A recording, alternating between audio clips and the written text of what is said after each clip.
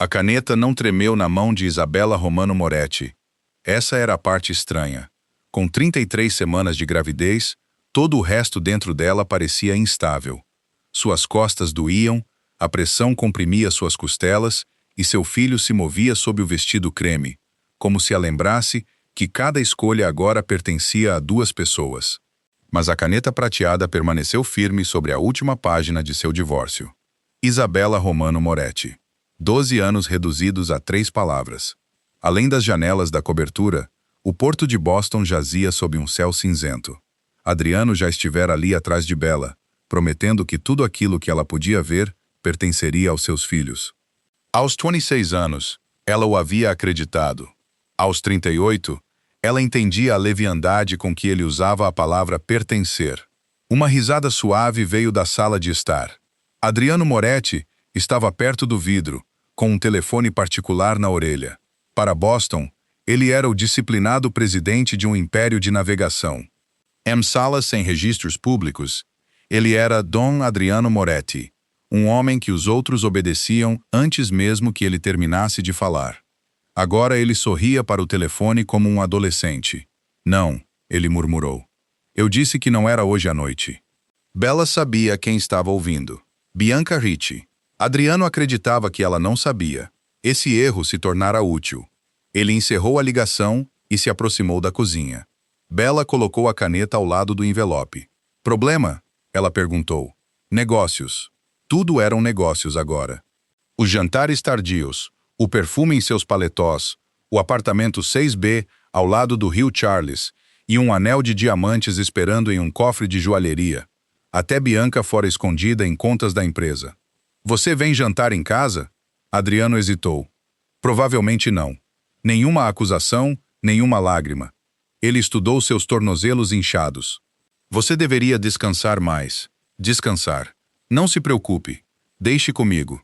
Por 2 meses, a preocupação fora seu modo de manter uma esposa grávida desinformada. Ele confundiu o silêncio dela com fraqueza. Antes do fim da semana, Adriano assinaria o divórcio ele mesmo e celebraria a decisão que o destruíra. Seu primeiro erro foi esquecer que Bella Romano sabia ler números.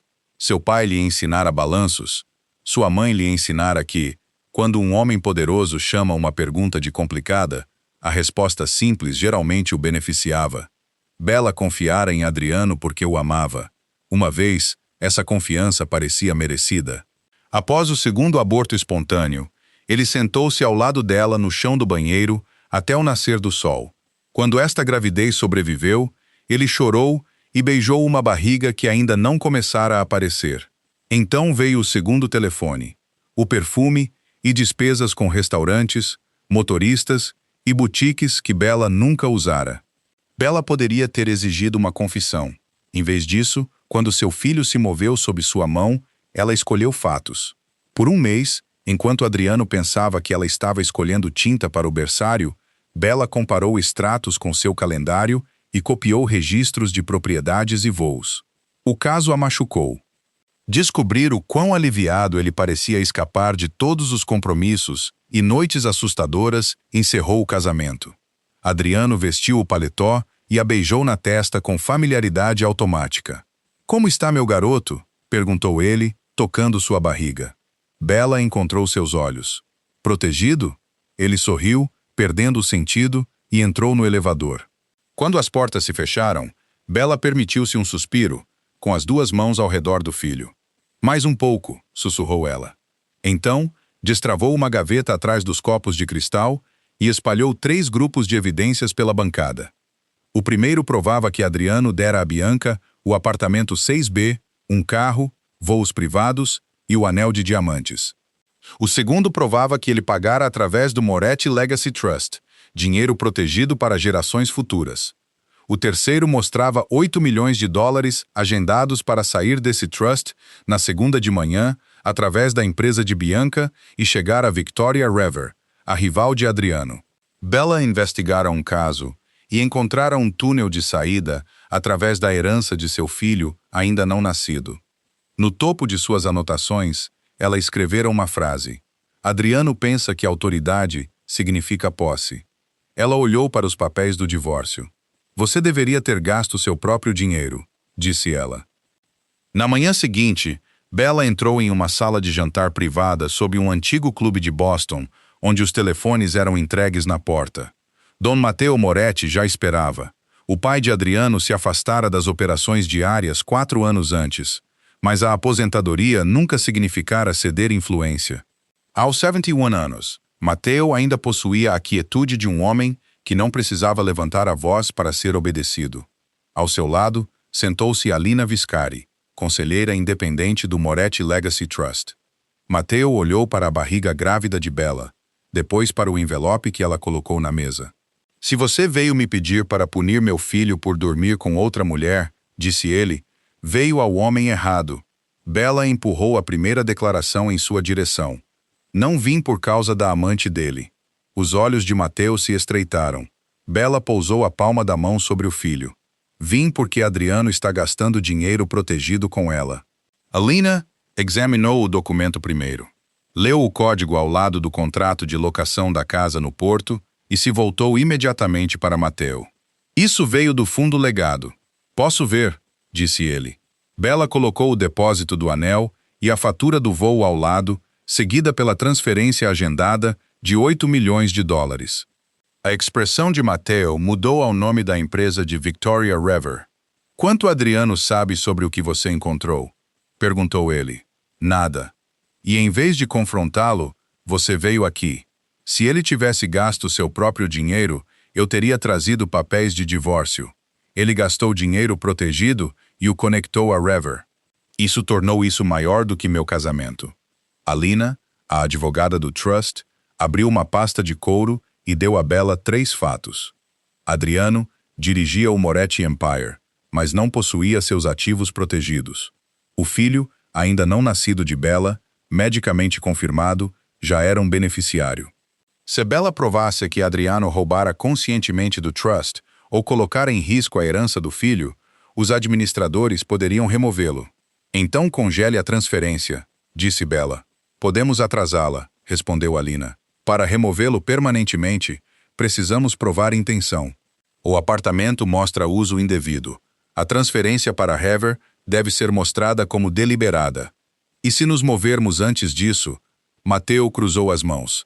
Adriano chamará isso de briga doméstica e dividirá a organização antes que possamos proteger os registros. Bella olhou entre eles. O que vocês não estão me contando?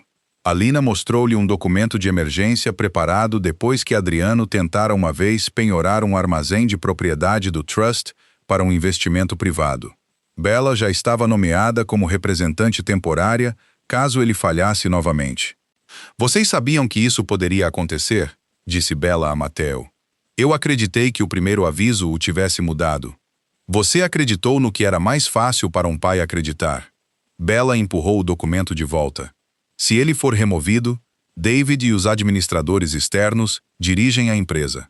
Protegerei meu filho, mas não transformarei traição em uma reivindicação à cadeira de Adriano. O que você precisa de mim?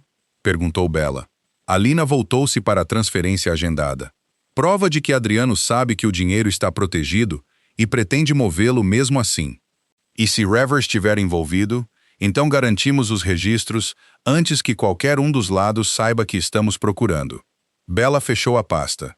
Adriano pensa que a gravidez me tornou dependente. Deixe-o continuar acreditando nisso. Pelos 3 dias seguintes, Bella executou a última versão de seu casamento. Ela compareceu a consultas médicas, discutiu berços, sorriu em jantares em família, permitiu que Adriano lhe dissesse quais decisões eram muito estressantes para uma mulher grávida. Por trás dessa ilusão, a equipe forense de Alina rastreou a empresa de consultoria de Bianca através de 3 subsidiárias Moretti. Os números eram grandes, mas Bella se recusou a deixar que a investigação se tornasse um desfile de faturas. 3 fatos importavam. Adriano sabia que o fundo estava protegido. Bianca sabia que o dinheiro não lhe pertencia. Victoria Rever estava esperando do outro lado. Bianca se tornou imprudente. Uma caixa creme chegou com um vestido de maternidade, 2 tamanhos muito pequeno e um bilhete. Aproveite o berçário enquanto ele ainda é seu. Bella fotografou o bilhete para Alina, doou o vestido e mudou o código de acesso do berçário. Bianca tinha a intenção de humilhá-la. Em vez disso, ela conectara o caso a uma propriedade protegida por escrito. 2 noites depois, Adriano voltou depois da meia-noite com o perfume de Bianca na gola.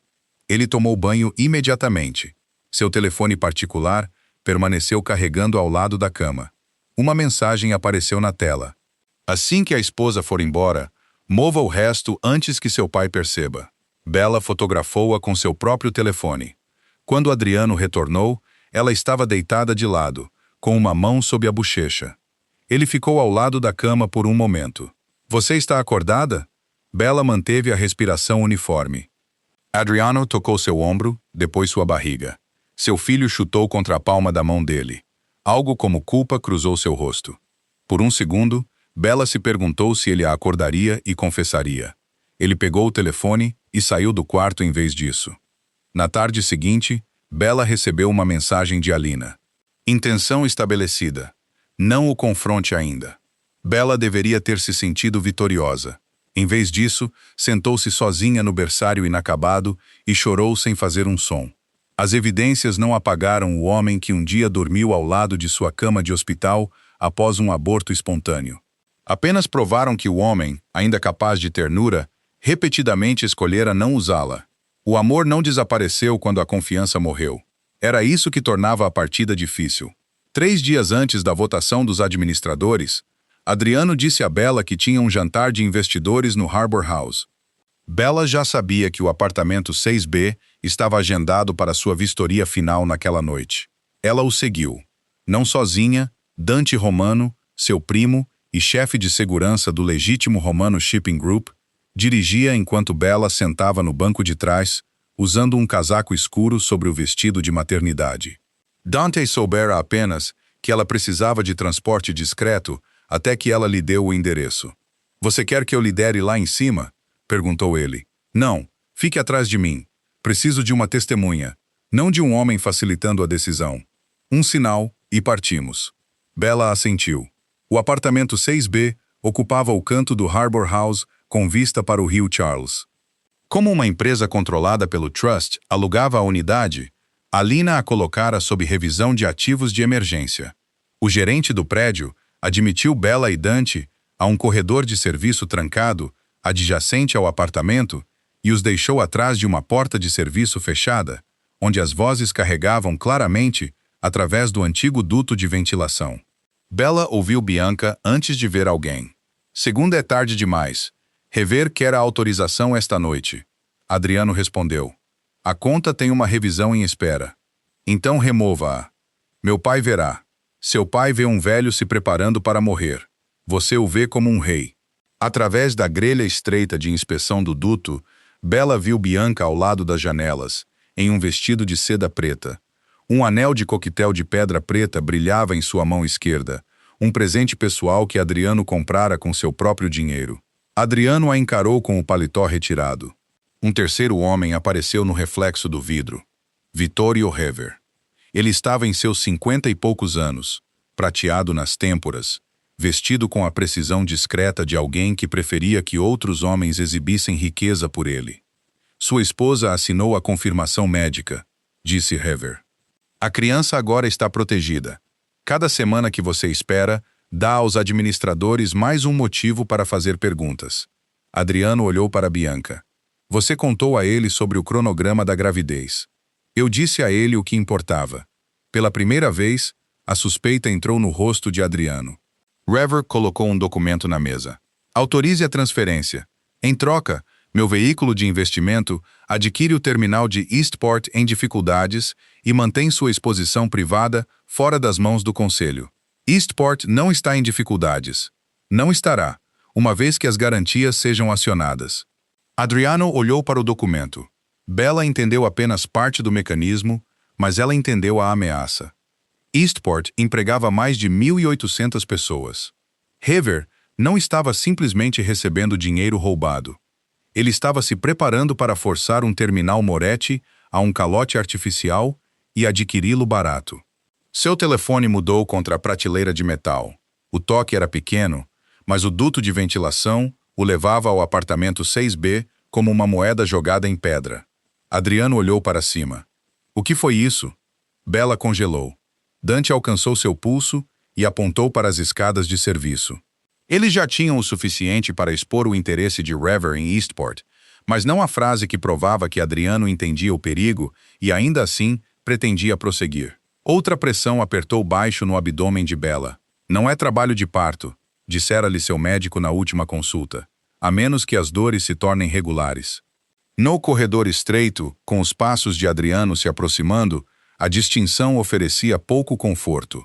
Há alguém lá fora, disse Adriano. A porta do apartamento se abriu. A luz cortou sob a porta de serviço. Sua maçaneta se moveu uma vez, parou contra a trava do gerente do prédio, depois se moveu novamente com mais força. Dante se inclinou perto do ouvido de Bella. Vamos agora. Bella balançou a cabeça e levantou um dedo. 1 minuto. A pressão se intensificou. Ela apertou os lábios e manteve o telefone de gravação firme contra o casaco. Rever ligou de dentro do apartamento. Se um barulho em seu próprio prédio o assusta, segunda-feira será um dia difícil. Adriano permaneceu do outro lado da porta de serviço. Bella podia ouvir sua respiração.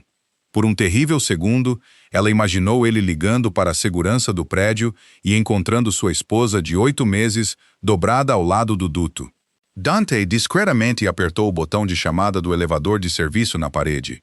2 andares abaixo, a maquinaria gemeu e um sino soou. O barulho comum do prédio deu uma resposta a Adriano. Ele queria mais do que a verdade. Seus passos recuaram. Bianca tocou o braço de Adriano. Quando Bella for embora, nada disso importa. Embora para onde? Perguntou Adriano. Bianca sorriu. Fora de sua casa? Fora do trust? Do caminho. O filho de Bella se moveu bruscamente sob suas costelas. Ela permaneceu, uma mão apoiada sob a barriga, até que a pressão diminuiu. Dentro do apartamento, Adriano disse: Preciso até segunda-feira. A resposta de Hever a seguiu pelo corredor. Então, segunda é o último dia em que você possui a escolha. No carro de Dante, Bella enviou a gravação de seu telefone para Alina. Dante esperou até que a transmissão fosse concluída. Você quer que eu pergunte o que ele fez? Bella olhou para as janelas iluminadas do apartamento 6B. Ele usou o futuro de nosso filho para cobrir um caso. Então ele colocou 1.800 famílias entre ele e a consequência. O que você fará? Bella pousou uma mão sobre o estômago. Primeiro, separo meu casamento da empresa. Então garanto que ninguém possa chamar isso de vingança. Na sexta-feira à noite, Adriano entrou na cozinha da cobertura, ajustando o relógio. O envelope do divórcio esperava ao lado da mão de Bella. Cancele o jantar, disse ele. Chegarei tarde. Bella lembrou-se de outro Adriano sentado ereto ao lado de sua cama de hospital, porque ela tinha medo de acordar sozinha. Por semanas, ela se perguntara se aquele homem ainda existia sob as mentiras. Agora, ela entendia que amar quem alguém fora poderia se tornar outra forma de se recusar a ver quem ele escolhera se tornar. Eu já cancelei, disse ela. Adriano mal olhou para cima. Bom, Bella empurrou o envelope em sua direção. Cancelei outra coisa também. A cor mudou em seu rosto. Divórcio. A palavra soou ofendida em vez de magoada. Bella o observou ler. Nenhuma reivindicação contra suas contas pessoais. Nenhuma alegação pública de adultério. Nenhuma tentativa de tomar sua propriedade privada. Os termos eram tão limpos que a suspeita substituiu o choque. O que você está fazendo? Saindo. Adriano riu uma vez. 8 meses grávida. Para onde exatamente você está indo? Seu filho se moveu sob sua mão. Para alguém que precisa de mim mais do que você, seu orgulho forneceu a conclusão que ela pretendia. A outro homem. Bella não respondeu. A mandíbula de Adriano endureceu. Você está me traindo. Ela colocou a caneta prateada ao lado de sua mão. Você queria liberdade, Adriano. Aproveite. Por vários segundos ele a encarou. Então ele leu todas as páginas novamente. Ele verificou primeiro a lista de propriedades. Bella não reivindicou nenhuma de suas contas pessoais, nenhuma da propriedade registrada apenas em seu nome e nenhum suporte além do que a lei exigia para seu filho. Ele não encontrou nenhuma acusação sobre Bianca e nenhuma tentativa de congelar seu dinheiro privado. Você não está reivindicando nada do trust legado? Perguntou ele. Não estou reivindicando nada que seja seu. Adriano ouviu tranquilidade onde Bella oferecera precisão. Ele acreditava que o divórcio removeria sua posição na estrutura familiar. Ele também sabia que o prazo de segunda-feira de Rever não esperaria por uma negociação prolongada com advogados. Bianca, o apartamento 6B e a vida prometida após a transferência passaram por seus pensamentos. A liberdade sentou-se à sua frente sem uma guerra financeira anexa. A ganância derrotou a cautela. Adriano assinou com um floreio furioso. Não volte pedindo nada. Bella colocou sua cópia dentro do envelope. Não voltarei. Seus olhos se moveram para sua barriga. Você não pode tirar meu filho desta casa. Nosso filho não é propriedade. Haverá um acordo de paternidade construído em torno do que é seguro para ele. Ele é um Moretti. Ele é um bebê. Você perdeu 3 consultas especializadas este mês. Não descubra a paternidade apenas quando achar que alguém está tirando uma posse sua. Adriano olhou para o berçário inacabado. Ela rejeitara um berço por ser muito comum e nunca abrira o livro que Bella deixara sobre o parto prematuro. Para onde você vai? Perguntou ele novamente. Mais baixo agora. Para um lugar onde eu possa ouvir meus próprios pensamentos. O que ele precisa para os próximos 3 dias cabe em uma mala. O resto é cuidado, e cuidado não pode ser armazenado em um trust. Ela levantou a alça da única mala que esperava ao lado do elevador. Adriano não se ofereceu para ajudar. Nas portas abertas, Bella olhou uma vez para a cobertura onde 12 anos de sua vida haviam desaparecido atrás de mármore e vidro. Adeus, Adriano. As portas se fecharam antes que ele respondesse. Dentro do elevador descendo, Bella finalmente liberou o ar preso em seu peito. Seu telefone vibrou. A mensagem de Alina apareceu. Assinatura confirmada. Bella digitou uma palavra. Sim. A resposta veio imediatamente. Então a votação de segunda-feira prossegue. Lá em cima, Adriano já estava ligando para Bianca para comemorar. Lá embaixo, Bella entrou no carro de Mateu, sabendo que seu marido acabara de assinar o fim do casamento, enquanto o documento capaz de acabar com o reinado dele ainda não chegara à mesa. Mateu ofereceu-lhe uma suíte guardada na propriedade Moretti. Bella recusou. Estou saindo de uma casa controlada por sua família. Não vou me recuperar dentro de outra. Dante a levou a uma pequena casa de propriedade romano em Cambridge.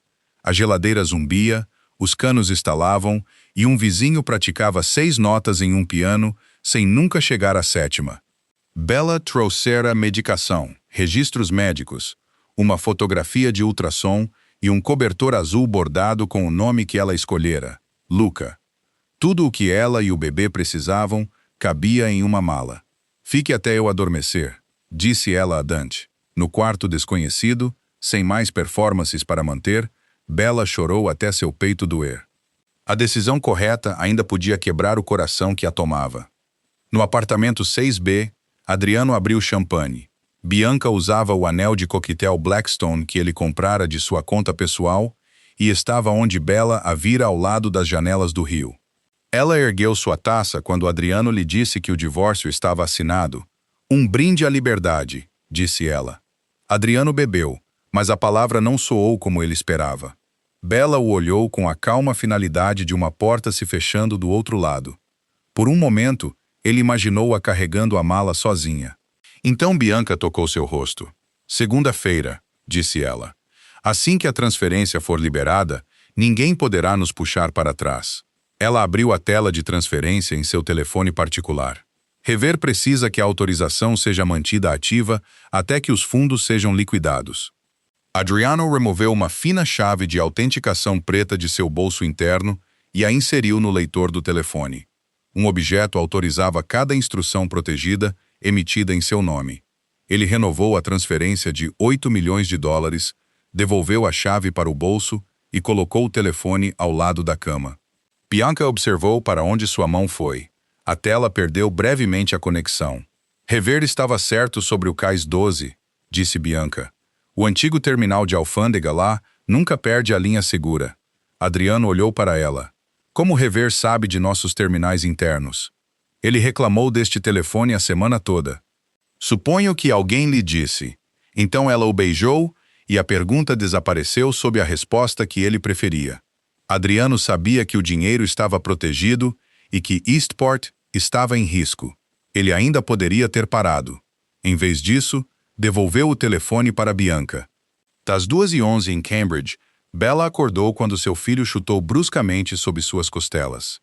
Dante deixara um copo d'água do lado de fora da porta do quarto e fora para a cozinha, como prometido. Bella bebeu e pousou a mão sobre o movimento interno. Amanhã, lamentaremos, sussurrou ela. Segunda-feira, protegeremos o que vem a seguir. Às 10h03 de segunda-feira, Adriano Moretti entrou na sala executiva da diretoria, carregando café e com a expressão satisfeita de um homem que passara o fim de semana celebrando sua liberdade. Essa expressão desapareceu quando ele viu seu pai sentado à cabeceira da mesa. Mateu não ocupara a cadeira em 4 anos. Alina sentou-se ao lado dele com 3 pastas seladas. 2 administradores independentes apareceram em telas seguras. David Chen, diretor de operações da divisão de portos legítimos, ocupava um assento perto do fim da mesa. Nenhuma assistência esperava lá fora. Nenhum relatório trimestral cobria a superfície polida. Até a cadeira usual de Adriano fora movida para longe da cabeceira. Ele parou. O que aconteceu? Mateu olhou para o relógio. Sente-se. Adriano sentou-se na cadeira. A irritação substituiu o desconforto. Se isso diz respeito às projeções de Eastport, a revisão é na quinta-feira. David Chen olhou para Alina. Ela abriu a primeira pasta.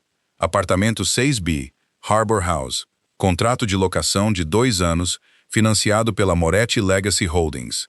$180 mil transferidos para a Bundy Jewelers, através de uma conta de hospitalidade executiva. Despesas de veículo e aviação atribuídas a Bianca Ricci através de subsidiárias Moretti. O rosto de Adriano se contraiu. De onde você tirou esses registros? Mateu respondeu. Das contas que você foi arrogante o suficiente para chamar de suas. Bella mexeu nos meus arquivos particulares. Seus arquivos? Repetiu Mateu. Esse é o motivo pelo qual estamos aqui. Alina abriu a segunda pasta. $8 milhões agendados para transferência para Bianca Ricci Consulting, seguida por um investimento na Heva Capital. Adriano olhou para David. Essa é uma transação estratégica. Então explique a estratégia, David disse. Heva estabilizará Eastport. Eastport não requer estabilização. É lucrativa e em dia com todas as obrigações. Pela primeira vez, Adriano pareceu incerto de qual mentira lhe fora dada. Alina tocou 40 segundos da gravação de Bella no apartamento 6B. A voz de Hever encheu a sala de reuniões. Não estará, uma vez que as garantias sejam acionadas. Adriano levantou-se. Ela me seguiu. Mateu inclinou-se. Sente-se. Minha esposa grávida gravou uma reunião particular. Sua esposa grávida descobriu que você estava se preparando para financiar o calote forçado de um terminal com dinheiro protegido para o filho dela. Eu estava protegendo a divisão. David deslizou uma página pela mesa. 2 colunas mostraram a verdade sem mais uma lição financeira. Eastport era lucrativa. O documento de Rever fabricava um calote para que ele pudesse tomá-la barato. Adriano alcançou o telefone de parede. Segurança, tranque este andar. Não posso aceitar sua instrução, respondeu o diretor. Sua autoridade de emergência foi suspensa. O silêncio depois foi a primeira prova de que Adriano não controlava mais a sala. Ele se virou para David. Você foi contra mim. Minha irmã supervisiona o segundo turno de Eastport, disse David. O plano de rever os torna redundantes, ela e mais 600 pessoas. Você viu números. Eu vi nomes. Alina observou seu rosto. Você revisou a garantia? Ele não respondeu. Você consultou um conselheiro independente? Silêncio. Ou Bianca lhe disse que isso manteria seu caso e seus gastos privados longe dos administradores? Adriano se virou para o pai. Você não pode me remover porque minha esposa está brava? Não, disse Mateu. Mas os administradores podem suspendê-lo porque você usou ativos protegidos, ocultou o uso e autorizou uma transação contra os interesses do próximo beneficiário.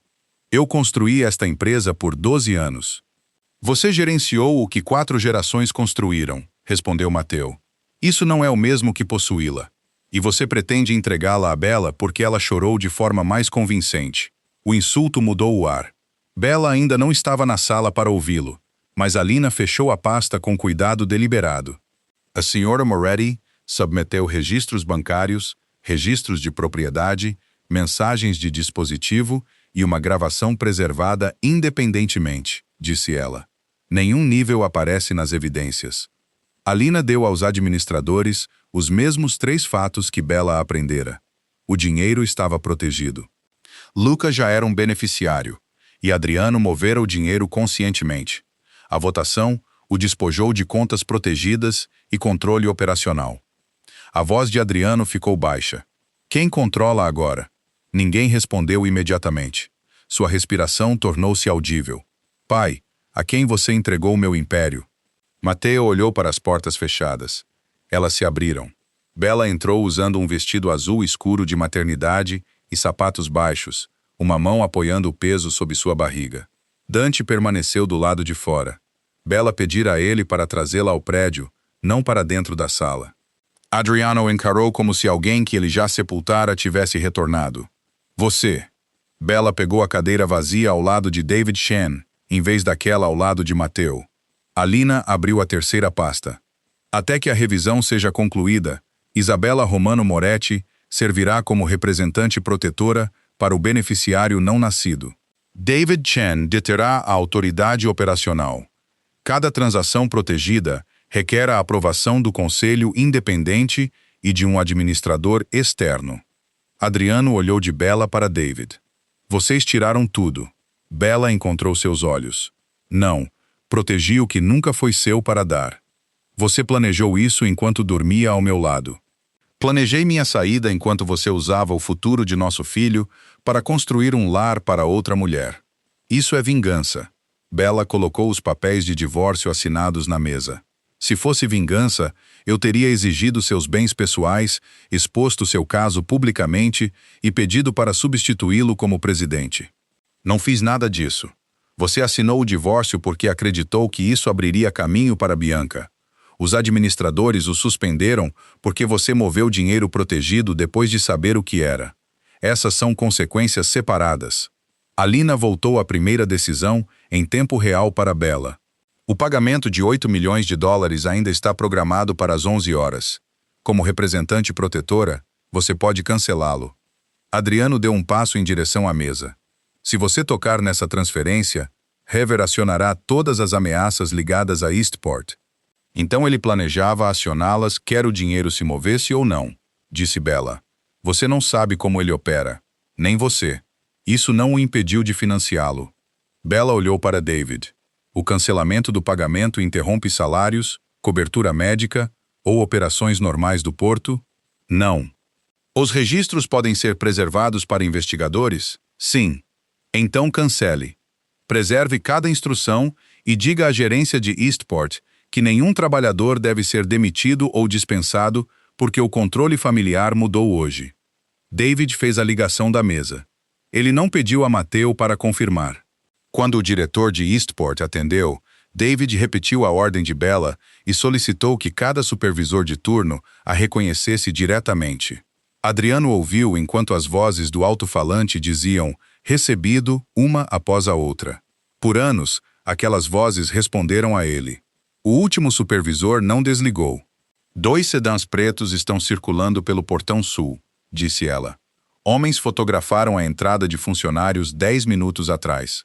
David alcançou a linha de segurança. Posso bloquear o terminal. Bella olhou para o relógio e pensou nos trabalhadores terminando o turno da noite. Proteja áreas restritas, mas mantenha as saídas de funcionários abertas. Ninguém ficará preso lá dentro porque Hever quer nos assustar. Adriano observou David executar a ordem. O dinheiro não se movera, mas Hever já estava testando as portas. Remover Adriano acabara com um perigo e expusera o próximo. Um administrador independente apontou para a cadeira à cabeceira da mesa. Senhora Moretti, você pode assumir a cadeira de presidente pelo restante do período de emergência. Bella a deixou vazia. David tem autoridade operacional. Eu represento meu filho. Combinar essas funções é como isso aconteceu. Mateo estudou a cadeira vazia como se Bella rejeitasse uma coroa que sua família passara gerações polindo. O diretor executivo de segurança entrou e colocou uma mão aberta ao lado do crachá de Adriano. Adriano olhou para Bella. Você sabia que eu assinaria o divórcio? Eu sabia que você examinaria o que pedi de você, disse ela. Eu também sabia que você nunca examinaria o que acreditava que já lhe pertencia. Seus dedos se fecharam em torno do crachá. Por um momento, todos os seguranças fora da sala pareceram lembrar do homem que ele fora naquela manhã. Então Adriano o colocou na mesa. O diretor de segurança o levou embora. Às 10h47, David recebeu a confirmação de que os 8 milhões não se moveram. O primeiro ato de Bella no poder salvou dinheiro em vez de reivindicá-lo. Mas a transferência cancelada também disse a Victoria Hever que Adriano perdera o controle. O telefone de Adriano vibrou. O nome de Bianca apareceu ao lado de uma fotografia de um vestido de noiva. A sala permaneceu silenciosa enquanto ele virava o telefone para baixo. Ligue para ela, disse Mateo. Adriano olhou para ele. Pergunte se Victoria Hever pretende estabilizar Eastport. Adriano não se moveu. Bella viu o momento em que ele começou a entender que a mulher que ele escolhera poderia estar escolhendo algo mais.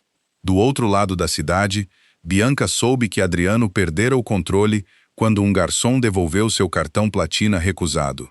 Uma única mensagem seguiu. Acesso corporativo suspenso. Ela ligou para Adriano 7 vezes antes que ele atendesse. O que você fez? Exigiu ela. Por vários segundos, ele não disse nada. Então ele disse 5 palavras que ela jamais imaginara ouvir. Nunca foi realmente meu. Bianca alcançou a sede da Moretti 20 minutos depois e forçou uma visita escoltada à sala de reuniões. Ela esperava que Adriano comandasse a sala. Em vez disso, ele ficou perto das janelas, enquanto Bella sentava ao lado de David Chen, o diretor do porto agora detendo a autoridade operacional. Você fez isso porque ele me escolheu, disse Bianca. Não, respondeu Bella. Se você tivesse comprado um apartamento com seu próprio dinheiro, eu teria me divorciado dele e nunca saberia o número da unidade. Você tirou tudo. Tudo o que é legalmente seu permanece seu. O resto são evidências. Bianca olhou para Adriano. Você me disse que nos pertencia. Sua resposta veio dolorosamente baixa. Eu pensei que tudo me pertencia. Ela o estudou como se visse um estranho despojado de iluminação e título. Rever estava certo, disse ela. Sem o trust, você é apenas um homem com um relógio caro. A segurança se moveu para escoltá-la para fora. No saguão privado, Bianca tropeçou e se segurou na parede. Adriano seguiu antes que alguém pudesse detê-lo. Você está machucada? Ela se virou contra o peito dele como se o pânico finalmente a tivesse quebrado. Algum disso foi real? As mãos dele subiram automaticamente para firmá-la. A mão direita de Bianca desapareceu entre eles. Seus dedos encontraram o bolso interno que ela vira ele usar na sexta à noite e se fecharam em torno da fina chave de autenticação preta. Ela a puxou para a manga enquanto seu rosto permanecia contra o ombro dele. Bianca, disse ele, não respondendo à pergunta dela. Ela se afastou com lágrimas nos olhos e a chave escondida sob o punho. A segurança pegou seu braço. Adriano observou enquanto eles a levavam em direção ao elevador. Ele não notou que o peso dentro de seu paletó mudara. Adriano, ele disse, sem responder à pergunta dela. Ela se afastou com lágrimas nos olhos e a chave escondida sob o punho. A segurança pegou seu braço. Adriano observou enquanto eles a levavam em direção ao elevador. Ele não notou que o peso dentro de seu paletó mudara. Adriano permaneceu no saguão, encarando o elevador fechado. Bella não sentiu triunfo. O desprezo de Bianca expusera o que ela amava. Ainda não impedira Hever. O primeiro aviso chegou 40 minutos depois. David Chen, o diretor do porto, recebeu um alerta de segurança de Eastport. Às 2h03 da manhã seguinte, Hever poderia enviar uma última ordem de aquisição usando a chave de autenticação física de Adriano.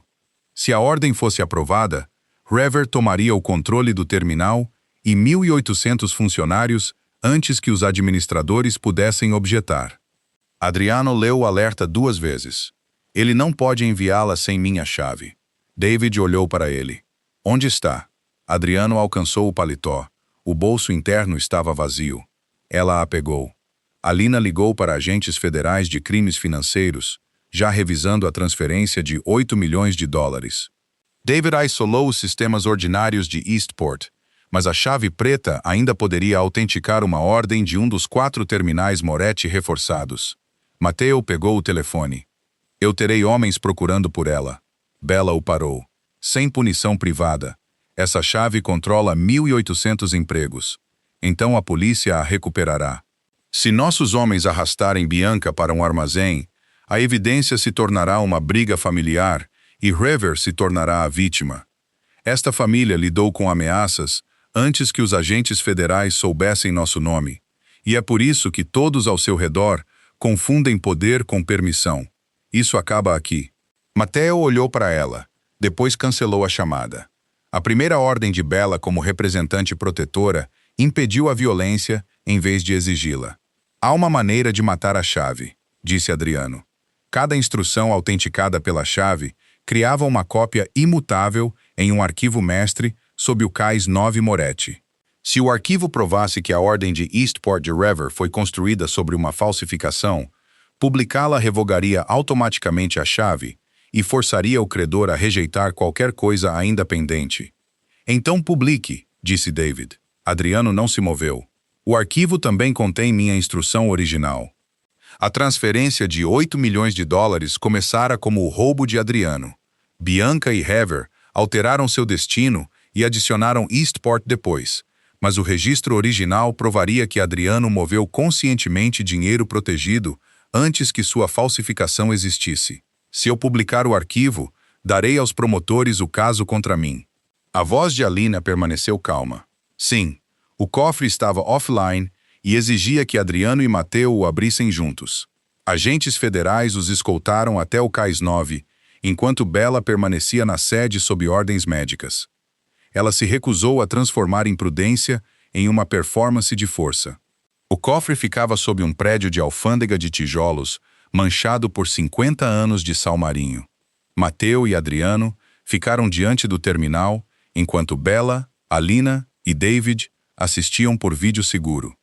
2 instruções apareceram. A primeira levava a autorização de Adriano e movia 8 milhões de dólares protegidos para a empresa de Bianca. A segunda fora alterada do dispositivo de Bianca. Redirecionava o dinheiro através de Rever, penhorava Eastport e criava um falso calote. O arquivo poderia salvar o terminal. Também poderia condenar Adriano. Mateo se aproximou. O nome da família deveria proteger o que pegamos emprestado. Adriano olhou para ele. Ensinou-me que alguém sempre pagou. Bella cortou a discussão. Nenhum de vocês pode reescrever a escolha dele. David enviou um arquivo para a tela do cofre. Não era outro contrato. Era a lista de funcionários ativos de Eastport. Adriano rolou. Maria Chen, supervisora de guindaste, 29 anos de serviço. Thomas Avery, mecânico, 2 filhos. Ellen Ruiz, despachante noturna, cuidando do marido deficiente. Ao lado de cada nome, estava um emprego que Rever pretendia eliminar e um contato de emergência que receberia a ligação. Adriano passara por alguns daqueles trabalhadores durante inspeções. Ele aceitara seus aplausos em cerimônias de segurança e esquecera seus rostos antes de chegar ao carro. A escolha não se escondia mais em um arquivo.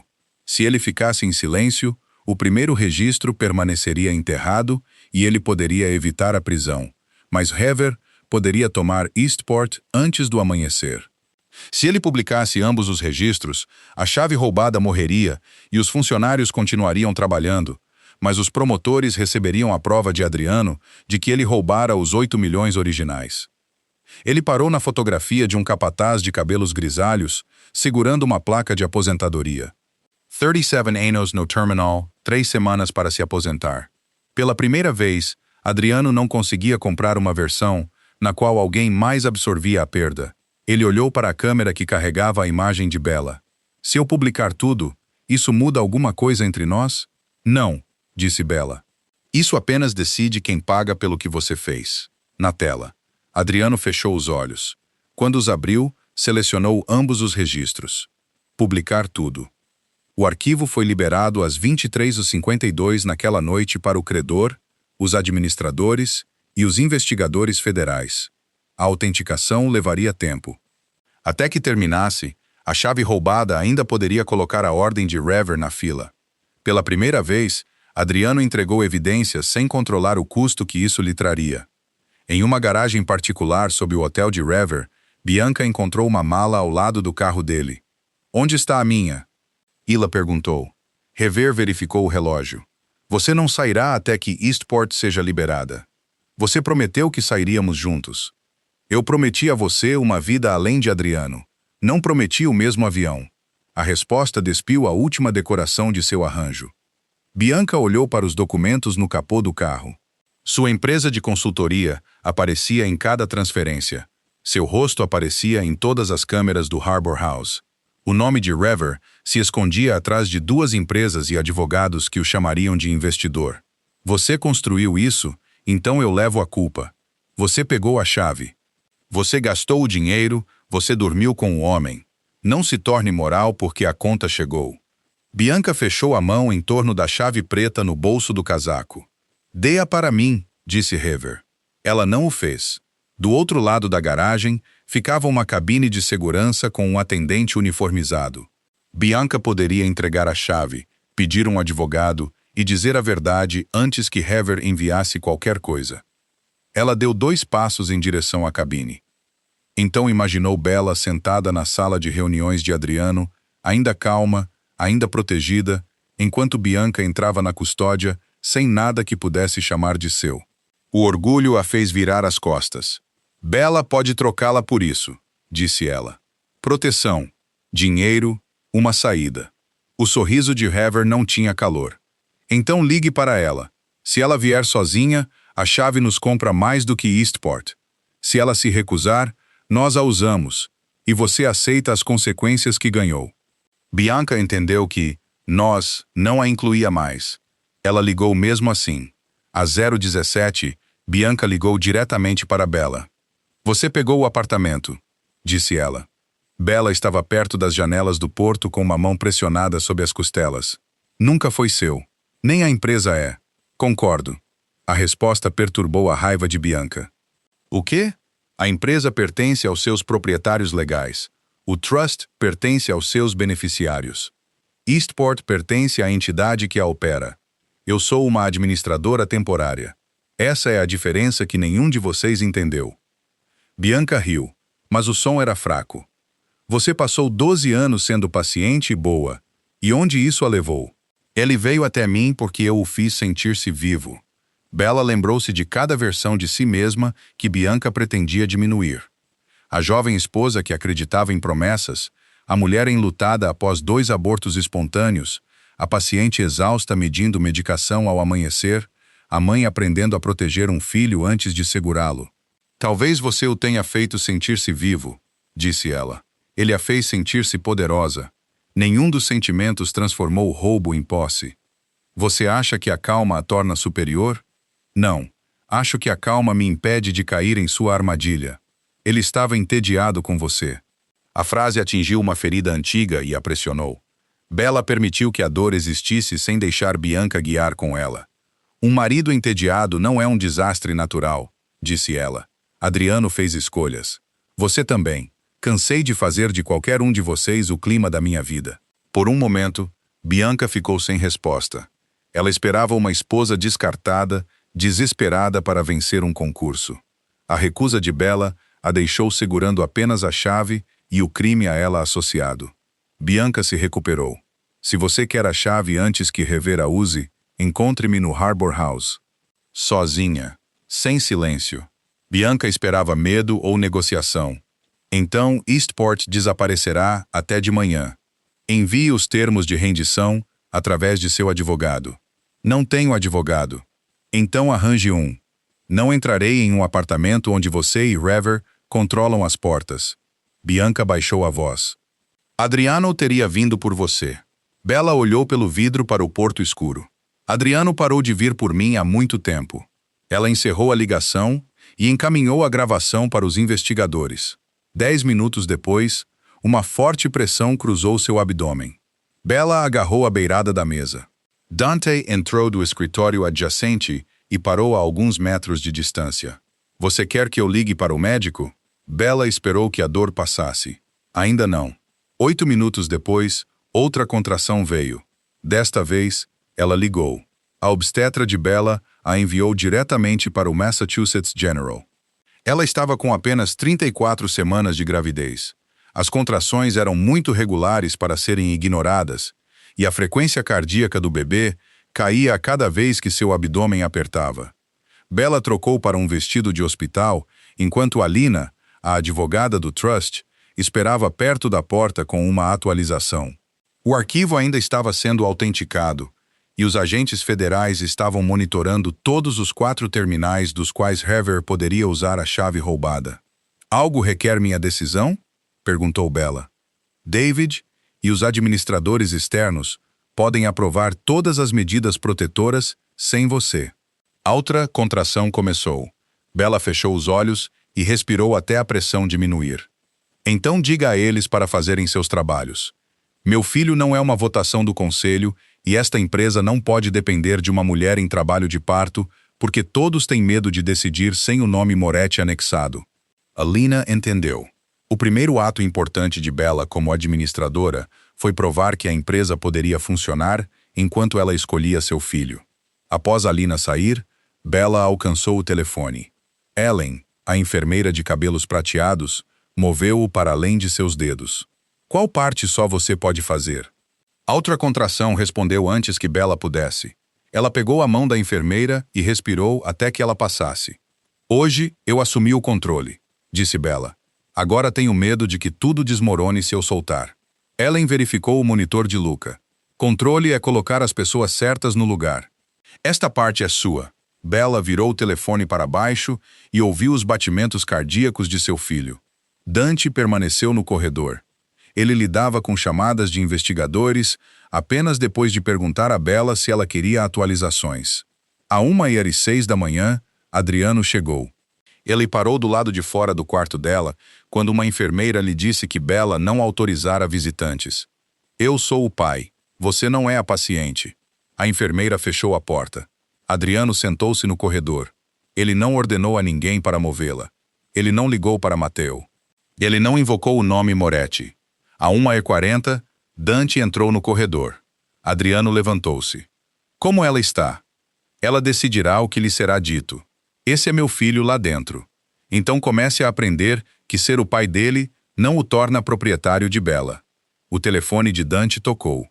Os agentes seguiram a ligação de Bianca para o Harbor House, onde o cartão de acesso dela acabara de abrir a garagem. 3 equipes de vigilância estavam se movendo para lá. Ninguém aparecera nos 4 terminais reforçados. Adriano olhou para a hora. 1h40.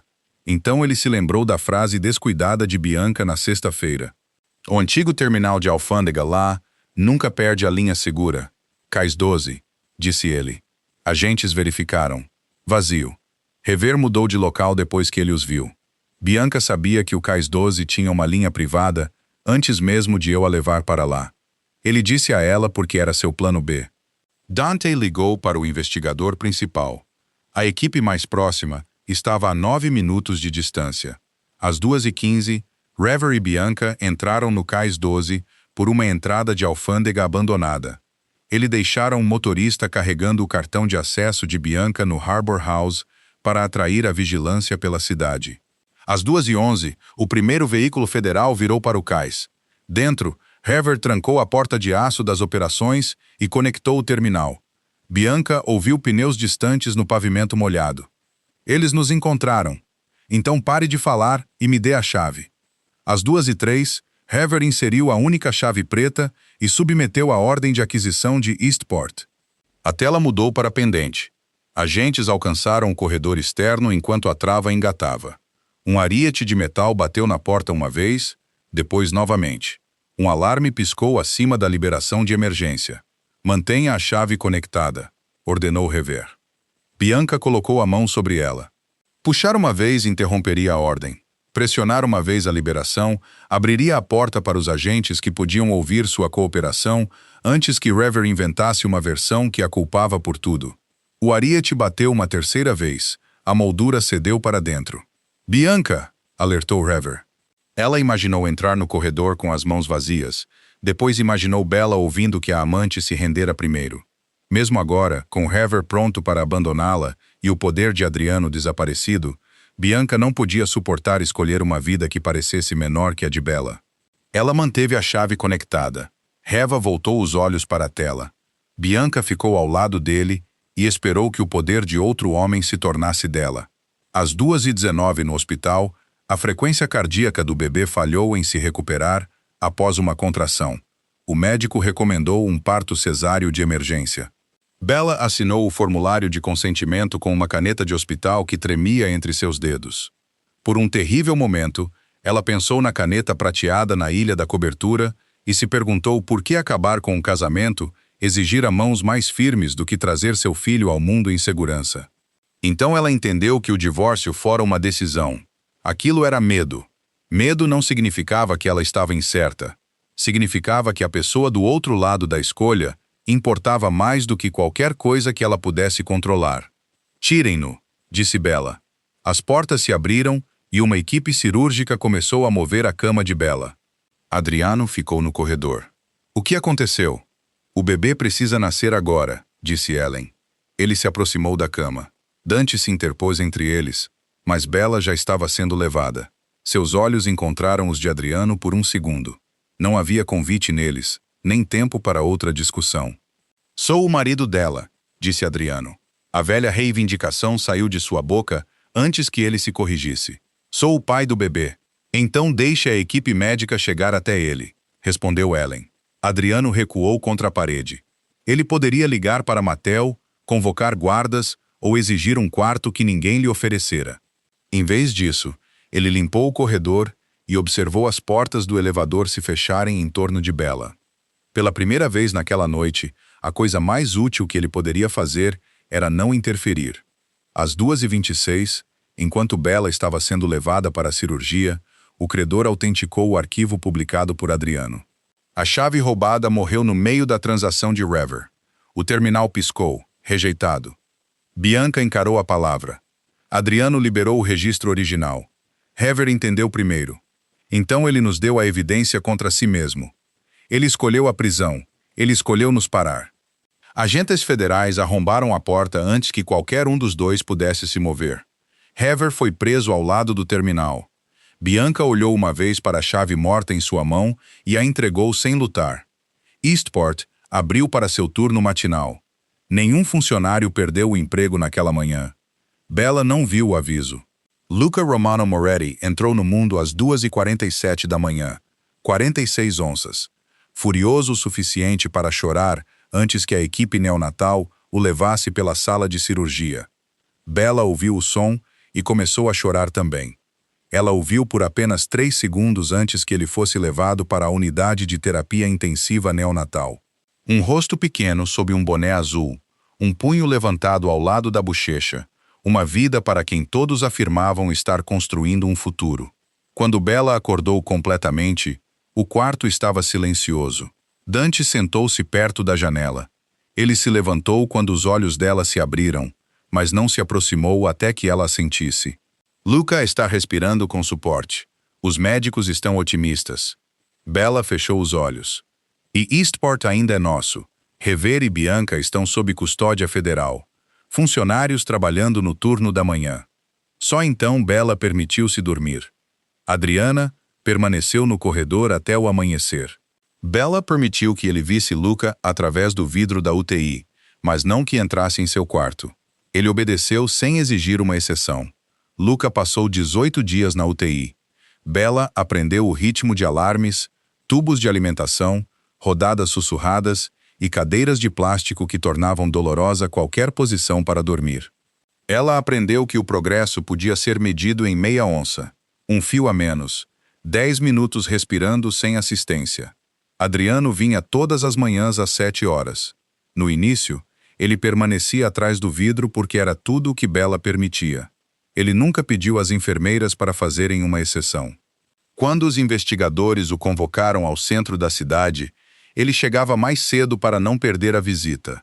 No 9º dia, Bella permitiu que ele entrasse na unidade com uma enfermeira presente. Ele lavou as mãos pelo tempo completo exigido. Sentou-se ao lado da incubadora sem tocá-la. "Olá, Luca", sussurrou ele. Sua voz quebrou no nome. Bella observou a vários metros de distância. Ela sentiu luto, raiva e uma ternura que não queria. Nenhum daqueles sentimentos mudou a fronteira. Adriano olhou para ela. "Posso tocar na mão dele?" perguntou Bella à enfermeira. A enfermeira assentiu. "Um dedo", disse Bella. A mão de Luca fechou-se na ponta do dedo de Adriano. Adriano baixou a cabeça. O monitor soou uma vez, alto o suficiente para fazê-lo recuar. "Não se mova bruscamente", disse a enfermeira. Ela ajustou um sensor no pé de Luca. "Ele está bem." Adriano retornou o dedo lentamente. Luca o encontrou novamente. "Ele é tão pequeno", sussurrou Adriano. "Ele ganhou 2 onças", disse Bella. "Ele manteve a maior parte de sua alimentação. Essas são as vitórias de hoje."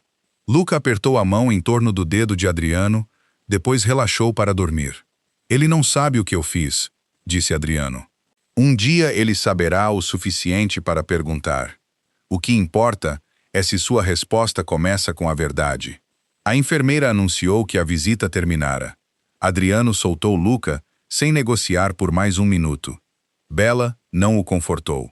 3 dias depois, Alina trouxe a Bella uma antiga fatura que mudou sua compreensão de Matteo. Ele contratara a empresa de consultoria de Bianca 3 anos antes para testar se Adriano usaria indevidamente contas de aquisição para alguém fora da família. Quando Bianca cruzou de observadora a participante, Matteo encerrou o contrato, mas escondeu seu propósito. Depois que ela retornou como amante de Adriano, ele observou em silêncio, esperando pegar seu filho e evitar admitir que colocara a isca. "Você transformou uma mulher em um teste e deixou meu casamento pagar por seu experimento", disse Bella a ele. Matteo não se defendeu. Bella o removeu do voto do conselho. Ele poderia aconselhar apenas quando convidado e não teria acesso automático a Luca. "Posso ver meu neto pela janela?" perguntou ele. "Não hoje." O divórcio tornou-se final 6 semanas depois que Luca voltou para casa. Bella mudou-se para uma casa de tijolos perto do hospital, em vez de retornar à cobertura. A cozinha era menor. A janela do berçário dava para uma fileira comum de bordos, em vez do porto de Boston. Caminhões de entrega acordavam Luca algumas manhãs e os canos batiam quando o aquecimento ligava. Bella amava os sons. Eles pertenciam a um lar que nenhum conselho, trust ou marido escolhera para ela. A investigação durou 8 meses. O resultado foi direto. Rever foi condenado por fraude, extorsão e conspiração. Bianca se declarou culpada e entregou mensagens provando que Rever a recrutara depois que o teste secreto de Matteo terminara. Adriano admitiu o roubo original, recebeu 12 meses de custódia federal, pagou restituição e perdeu o direito de controlar o trust permanentemente. Bianca explorou seu direito. Ela não o criara. Antes da sentença, ele pediu a Bella uma reunião particular. Ela concordou com 20 minutos no escritório de Alina. Adriano chegou sem advogado. "Não estou aqui para pedir que você espere", disse ele. "Bom, ou para dizer que fiz tudo pela família." Bella permaneceu em silêncio. Ele colocou o telefone particular na mesa. Sua tela estava rachada e o número estava desconectado. "Bianca me fez sentir irresponsável", disse ele. "Confundi isso com ser livre." "Você era livre", respondeu Bella. "Você usou essa liberdade para escolher isso." Adriano baixou os olhos. Ele removeu o anel de assinatura Moretti de sua mão direita e o colocou ao lado do telefone quebrado. "Meu pai me deu isso quando fiz 18 anos. Achei que daria a Luca. Não o deixe com um símbolo e chame isso de paternidade." Adriano tocou o lugar vazio em seu dedo. "O que devo fazer com ele? Essa é sua primeira decisão sem um império para tomá-la por você." Ele pegou o anel e o colocou em seu próprio bolso. Ele entraria na custódia, vestindo nem um crachá nem uma autoridade herdada, carregando apenas um pedaço de metal cujo significado ele teria que decidir por si mesmo.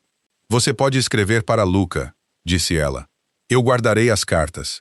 Quando ele for velho o suficiente, ele pode decidir se as lê." Você o trará para visitar? Não enquanto ele for um bebê. Não farei de uma sala de visitas da prisão parte de suas primeiras memórias. A dor cruzou o rosto de Adriano. Ele assentiu. E eu entendo. Quando você for liberado, a paternidade começará com visitas supervisionadas. A consistência decidirá o que muda depois disso. Não seu nome, nem seu pedido de desculpas. E nós? Bella olhou diretamente para ele. Não a nós. Ele fechou os olhos brevemente, então deixou o telefone quebrado na mesa e saiu. Bella não o levou. Durante a sentença de Adriano, uma carta para Luca chegava no primeiro domingo de cada mês. Bella não as lia. Ela datava cada envelope e o colocava em uma caixa de cedro para que seu filho abrisse quando estivesse velho o suficiente para escolher. David administrava os portos.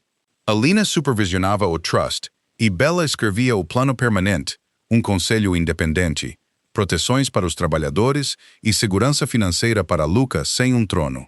Mateo o assinou sem voto. Após 12 meses, Adriano saiu da custódia e seguiu todas as condições que Bella estabelecera. Ele contatou Alina, completou uma avaliação de paternidade e esperou por visitas supervisionadas. Ele chegou cedo, não usava o anel Moretti e nunca apareceu na casa de Bella sem permissão.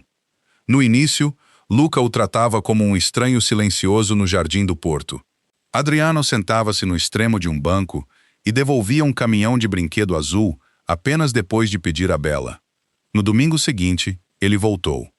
Ele voltou quando Luca o ignorava, quando a chuva encurtava a visita, e quando não havia momento terno para recompensá-lo. Ao longo dos meses seguintes, ele aprendeu os nomes dos bichos de pelúcia de Luca, a canção que o acalmava e a diferença entre ser permitido a comparecer e ter o direito de pertencer. Durante a quinta visita, Luca correu atrás do caminhão pelo caminho e caiu forte com ambos os joelhos. Adriano levantou-se imediatamente, mas Luca passou correndo por ele com um grito assustado e enterrou o rosto no casaco de Bella. Por um segundo, a dor cruzou a expressão de Adriano. Ele pegara o caminhão, chegara cedo e memorizara o lanche na bolsa de Luca. Nada disso o tornara a pessoa que seu filho queria. Quando o mundo doía, ele parou a 3 passos de distância. — Você precisa dos lenços umedecidos? Perguntou ele a Bella. Ela assentiu. Adriano pegou-os da bolsa e os colocou ao alcance dela. Ele não disse: eu sou o pai dele. Ele não tentou pegar Luca, enquanto o garotinho se agarrava a ela. Ele se sentou de volta no banco e esperou enquanto Bella limpava a pele arranhada e acalmava o filho. Quando Luca voltou ao caminho, ele brincou perto de Bella pelo resto da visita. Adriano permaneceu onde Luca podia vê-lo, sem pedir à criança para cruzar a distância. O domingo seguinte estava frio e molhado. Bella esperava uma mensagem pedindo para reagendar. Adriano chegou 12 minutos mais cedo com o mesmo casaco simples e sem presente. Luca o ignorou por 37 minutos. Adriano voltou na semana seguinte também. Bella não mudou nenhuma fronteira porque Adriano parecia arrependido. Ela as mudou lentamente quando suas ações permaneceram confiáveis. 2 anos após a manhã em que assinou os papéis de divórcio, Bella retornou à cobertura para a última reunião do conselho realizada lá. A ilha de mármore permaneceu na cozinha, mas os cômodos não mais pareciam um reino. A maioria dos escritórios familiares havia se mudado para uma sede corporativa transparente perto de Eastport. A cobertura seria vendida com a parte legal de Bella colocada em um trust pessoal para a educação e cuidado de Luca. Na ilha, esperava o acordo de reestruturação permanente. Ao lado dele estava a mesma caneta prateada. Bella a pegou. Sua mão permaneceu firme. Ela assinou sua autoridade temporária de administração e transferiu o controle de voto para o conselho independente que ela passara 2 anos construindo. Mateo observou do outro lado da sala. Você poderia manter a posição, disse ele. É exatamente por isso que não devo. O que você fará? Bella olhou para o porto, onde os navios Moretti se moviam ao lado de embarcações pertencentes a famílias que nunca ouviram seus nomes. Criar meu filho. Concluir a Eastport Worker Protection Foundation. Aconselhar o conselho quando ele pedir. Construir algo que não precise de um trono. Ela pousou a caneta. Naquela tarde, Bella levou Luca para o jardim do porto. Adriano já esperava ao lado do banco, cedo novamente, carregando nenhum presente grande o suficiente para atrair atenção para si. Luca o viu e levantou o caminhão azul. Draniano, chamou ele. O rosto de Adriano mudou, mas ele não se moveu até que Bella soltou a mão de Luca. O garotinho atravessou o caminho e colocou o caminhão no banco entre eles. Uma roda dianteira pendia em ângulo da queda semanas antes. Conserta? Perguntou Luca. Adriano olhou instintivamente para Bella. Ele perguntou a você, disse ela. Adriano ajoelhou-se até ficar nivelado com seu filho. Posso ver? Luca considerou a pergunta, então colocou o caminhão em suas mãos abertas. Adriano poderia ter ordenado a um assistente para substituir o brinquedo antes do almoço. Agora ele o virou, encontrou o pino dobrado e tentou endireitá-lo com os dedos. Luca observou com concentração solene. A roda escorregou e rolou para debaixo do banco. Adriano se esticou para pegá-la no mesmo momento que Luca, então parou e permitiu que o menino a recuperasse sozinho. De novo, disse Luca. De novo, concordou Adriano. Ele pegou uma pequena moeda emprestada de Dante, soltou a carcaça de plástico e recolocou o pino. O reparo levou 6 minutos silenciosos. Quando a roda finalmente girou, Luca empurrou o caminhão pelo banco e riu. Adriano sorriu, mas não o abraçou. Ele esperou. Luca se apoiou brevemente em seu joelho antes de correr atrás do caminhão pelo caminho. O contato durou menos de 1 segundo. Adriano aceitou como suficiente. Bella permaneceu a alguns passos de distância. Ela não restaurara um casamento. Ela não coroara um chefe reformado, nem fingira que a punição apagara a traição. Ela permitira que um pai começasse a conquistar um lugar medido em tardes comuns. Adriano olhou para ela por cima da cabeça de Luca. Havia gratidão em sua expressão, e nenhum pedido anexado a ela. Bella assentiu uma vez. Então ela sentou-se sob um bordo e abriu a pasta para o Eastport Worker and Family Fund, enquanto seu filho brincava à vista. A caneta não tremera quando ela assinou o divórcio, porque ela nunca estava assinando seu futuro.